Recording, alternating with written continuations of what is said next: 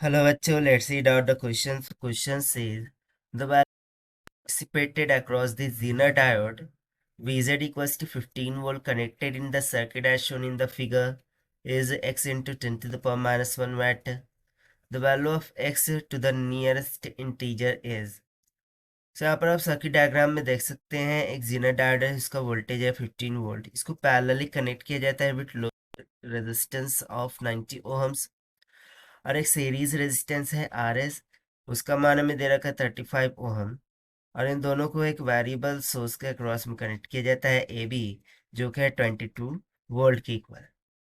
सो हमें simply find करना है the power dissipated across the zener diode. तो चलिए स्टार्ट सॉल्यूशन से, but before of its let's talk about the key concept which we are going to use here for this question. तो सबसे पहले तो हम यहाँ पर ओहम्स लॉ का यूज कर सकते हैं, V is equals to IR। Second हम यूज करेंगे पावर के फॉर्मूले का which is equals to V times of I। And then third concept we are going to use the junction law. Junction law means to say the KCL, Kirchhoff's current law, जिसके according summation of current at a junction must be equals to 0 होना चाहिए। सो इस concept के सबसे पहले तो हम मान लेते हैं कि इसमें से फ्लो होने वाला जो करंट है वो I के बराबर है। सो यही करंट यहाँ पर भी आ रहा होगा और जो जीनर डायोड है उसमें से फ्लो होने वाला जो करंट है उसको हम I2 मान लेते हैं, ठीक है। और ये जो लोड रेजिस्टेंस है उसमें से फ्लो होने वाले करंट को हम I1 मान लेते हैं। So current flowing through out the resistance R1 उसको हम कैलकुलेट कर लेंगे, that is small I, by using the Ohm's law. So this will be equals to. So basically what is happening here, ये जो variable voltage है 22 volt, इस point पर 22 volt आएगा और इस पॉइंट पर जीनर डायोड की वजह से 15 वोल्ट आएगा और रेजिस्टेंस कितनी है 35 ओहम। तो सिंपली हम बोल सकते हैं कि ये जो 22 वोल्ट है माइनस में 15 डिवाइडेड बाय जो भी रेजिस्टेंस है वो, ये इससे हमें क्या मिल जाएगा करंट I का मान। So this will be equals to 7 divided by 35 will comes out equals to 1/5 ampere. उसी तरीके से हम current flowing through the resistance R2 निकाल लेंगे।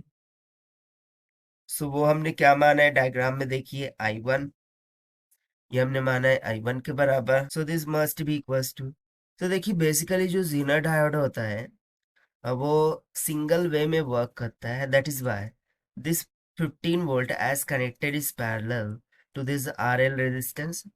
The complete 15 volt will comes across this 90 ohm resistor, and that is why जो I1 होगा this must be equals to VZ divided by RL. So this will be equals to 15 by 90, this will comes 1/6 ampere.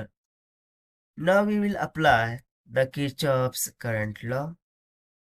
So by using KCL at the junction, यानी कि इस junction पे हम लगाएंगे। सो देखिए I2 और I1 दोनों आउटगोइंग है, तो I क्या है इनकमिंग है।